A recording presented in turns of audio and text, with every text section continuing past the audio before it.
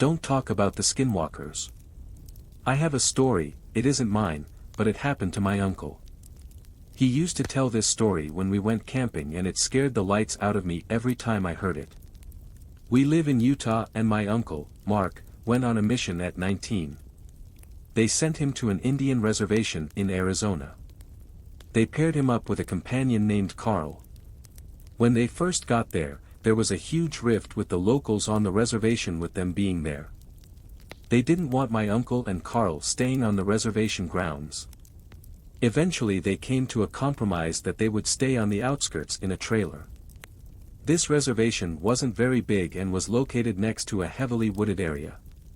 The first night, they were trying to sleep when all of a sudden their trailer started to shake violently back and forth. Startled and not sure what was happening, they climbed under their table for cover. Mark could distinctively hear someone pushing it from both sides of the trailer, like a group of people. After about 5 minutes, it stopped.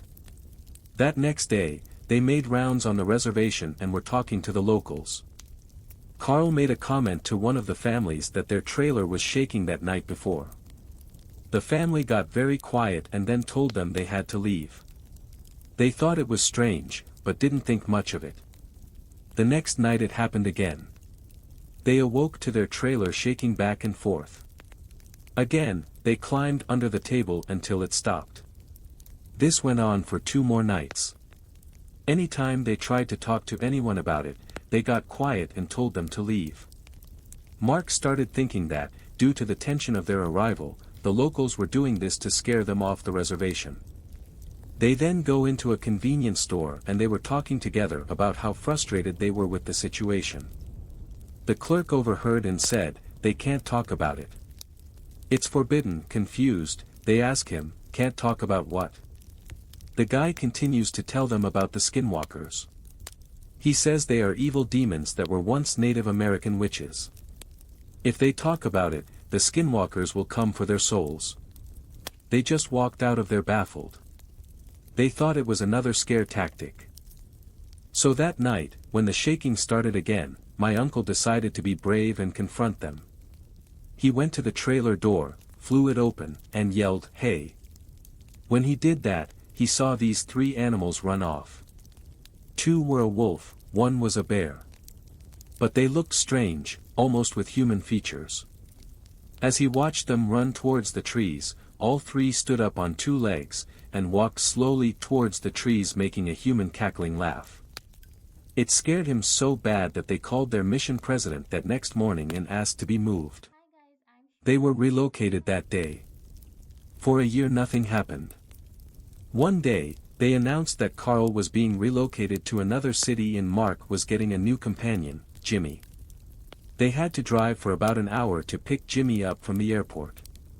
The road they traveled went through the boundaries of the reservation.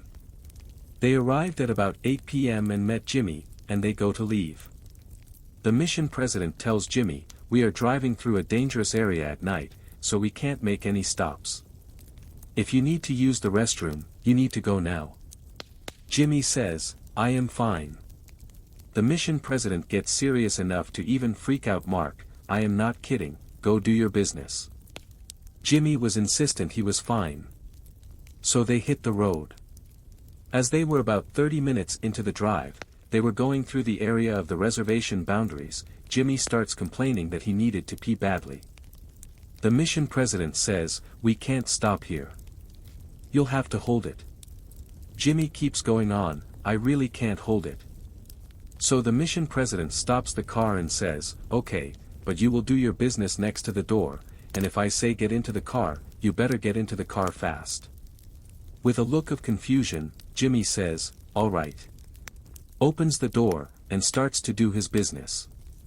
About 5 seconds later the mission president says nothing and just yanks Jimmy into the car and floors it. Jimmy and Mark start freaking out, what is going on? The mission president says nothing and just increases his speed. All of a sudden, Mark sees something next to the car to his right. A giant wolf-looking man was running on 2 feet next to the car.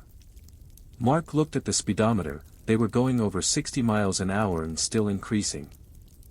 The wolf creature kept right next to the car for 10 minutes until it finally took off into the trees. Shaking, Jimmy gets out of the car when they arrive. They didn't speak through the whole ordeal, and says, "What did I just see?" The mission president says, "Next time I tell you to take care of your business, you take care of your business."